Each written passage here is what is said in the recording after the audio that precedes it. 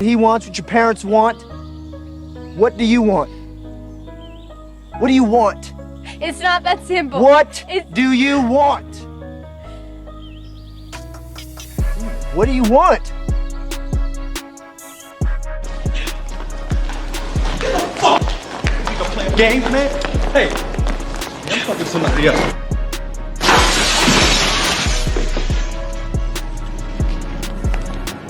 Hey!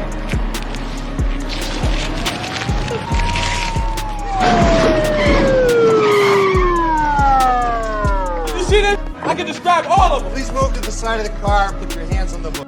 Brandon Aiyuk didn't just fumble a football. He fumbled a generational bag like it was greasing Crisco and thrown off a skyscraper.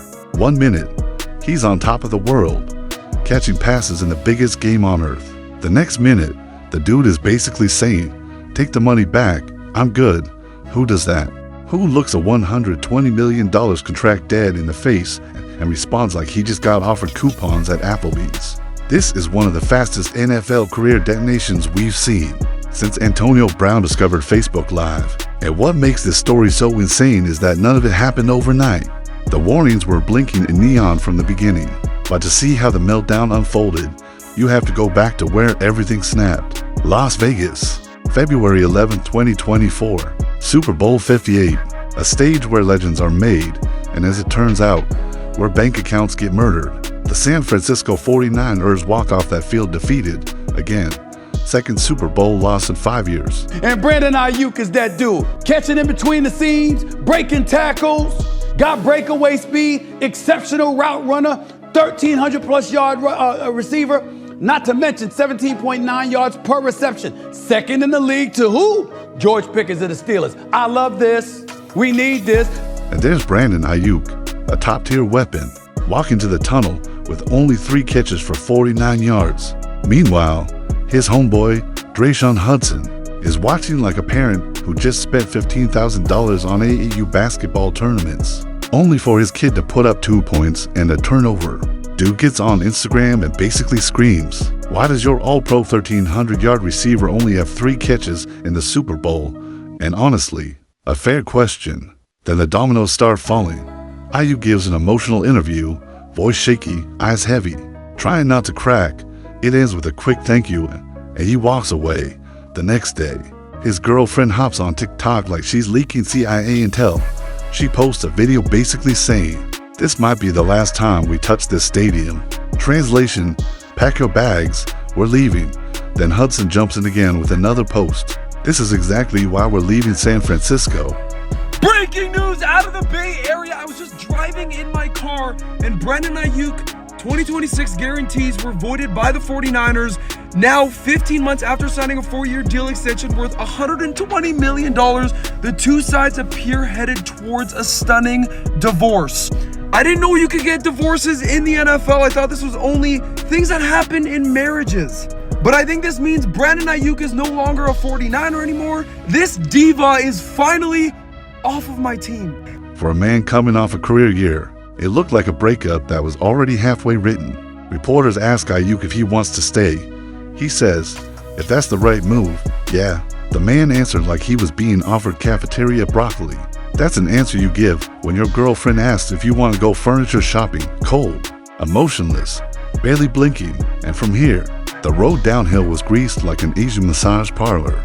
Because Brandon Aiyuk had every reason to feel overlooked. 75 catches, 1,342 yards, 7 touchdowns, second-team All-Pro. You don't put up those numbers just to be a traffic cone in the Super Bowl. Even Brock Purdy admitted afterward that he regretted not throwing to Aiyuk more. There was a big third down. Purdy went to Jawan Jennings instead of the wide-open Aiyuk. And that split second might have been the moment frustration turned into smoke. But instead of handling things quietly like most players do, Aiyuk took that frustration and started juggling grenades, because next up was the offseason. All right, we're checking out at Icebox. Brandon came in, shut the store down, stayed a little late, made a lot of progress, and by that I mean bought a lot of diamonds. So picked up some new pieces, headed out. Thank you so much, my bro. Appreciate you. Appreciate you so much. Thank you guys. Till next time. Icebox. We outside. We going. Come on. Big. We going, Icebox. Appreciate y'all. We out of here. All right, let's see my bro. Appreciate Thank you so y'all. much. Thank you, Yes, bro. sir. And this ninja turned contract negotiations into a full-scale WWE storyline. June 20th for Dot Mini Camp. The 49ers are running drills, eating reps, installing plays. Everyone's there except the guy who wants to get paid. Brandon Aiyuk skips mandatory minicamp and racks up over $100,000 and $1,000 in fines. Most people see a $100,000 fine and faint. Aiyuk looked at it like a parking ticket. Then on June 17th, he drops a TikTok bombshell. He's on FaceTime with Jaden Daniels, the Commanders' rookie QB and former college teammate, and on video, you hear the soundbite that triggered panic across the bay. They said they don't want me back. Imagine being a 49er executive eating breakfast while scrolling TikTok and suddenly finding out your star receiver is telling the world he's unwanted. Meanwhile, back in March, John Lynch went on the record saying they wanted Aiyuk for the long term. The team said, "We love you." If BA doesn't play this season and he gets cut at the end of the year, that does nothing to help anybody. And I think if he doesn't play, that's the most likely scenario. I just don't understand why that would be the case, why you would make that decision as a player. And everybody has their own reasons for doing things. But if you're a player and you want out, I don't agree with this, I don't want to help this team, that's understandable, but your interests are aligned, unfortunately. You doing well helps the team do well. The team doing well and you doing well helps everybody. It helps increase your value so that if you do want to go to another team, they'll want to trade for you instead of you getting cut and your salary going away. Aiyuk responded with an Instagram story that basically said, "Money talks, bullshit walks." This wasn't negotiation. This was petty warfare. And the rest of the league smelled opportunity like sharks swimming past a wounded seal. 3 teams start dialing his phone like he's a sweepstakes winner. And these weren't lowball offers from desperate squads. These were top shelf, mansion with a ribbon on top level offers. The New England Patriots, for years, $32 million per year. The Cleveland Browns, 3 years, $30 million per year. The Pittsburgh Steelers, $27.7 million per year. Top 5 receiver money, guaranteed generational wealth. He turned all of them down, every single one, because he wanted to stay in San Francisco. And the craziest part, the Steelers trade was done, paperwork signed, phone call made. Brandon Aiyuk was one pen stroke away from catching passes in black and yellow. It's been revealed that the Niners have voided his guaranteed money in his contract for 2026.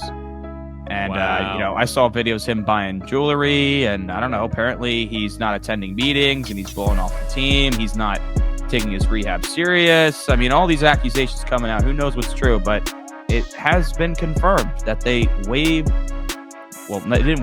voided the guaranteed money, which is very rare that happens. It means you're breaching your contract and your duty to the team. Then dude wakes up like he changed his mind at the altar and sprints to Kyle Shanahan's office like a contestant trying to stop a wedding.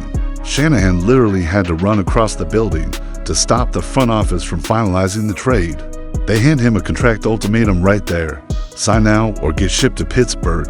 Brandon signs for years, $120 million, $76 million guaranteed, W or bag secured, top 5 money, life-changing. This is the moment the story should turn happy on West Side Rollin' 60s. This should be the Disney part where the music swells and we get a montage of touchdowns and confetti. But instead, the plot tilted straight into chaos like a shopping cart with one broken wheel. The season starts.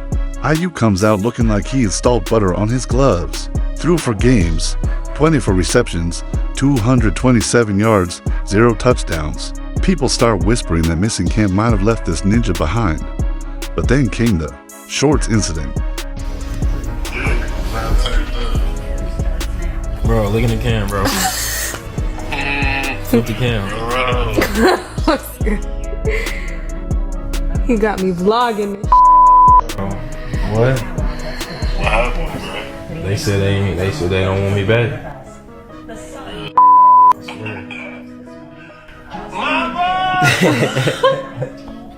Oh my. And that was the first red flag dipped in gasoline. Team walkthrough. Everyone is wearing black shorts. Just a simple team rule. Brandon Aiyuk shows up wearing bright red like he walked in dress for a Target employee orientation. Kyle Shanahan sees it, points it out in front of the team, and Aiyuk responds like a toddler denied candy.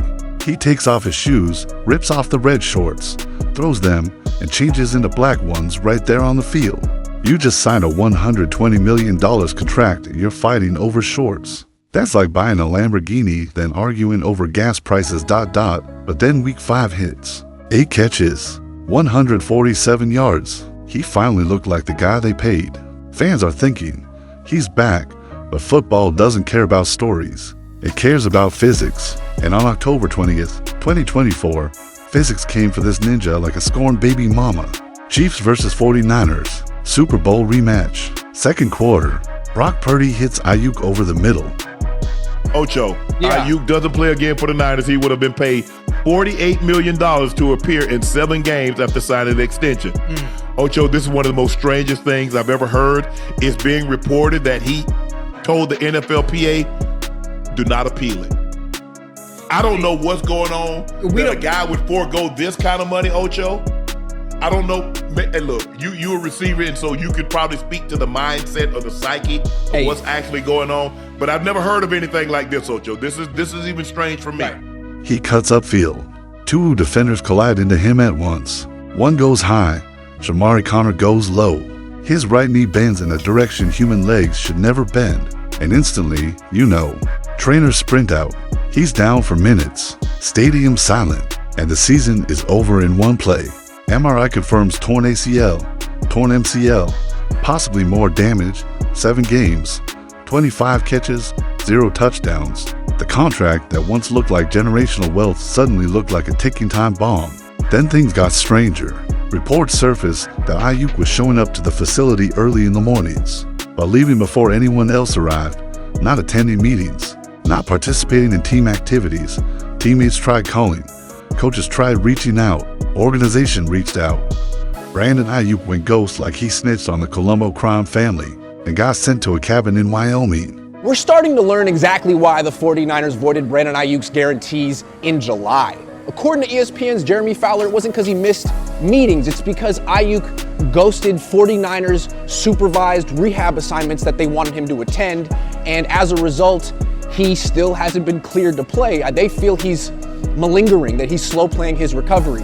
And that they want us to believe that they really want him on the field and he's the one who doesn't want to play football. Maybe.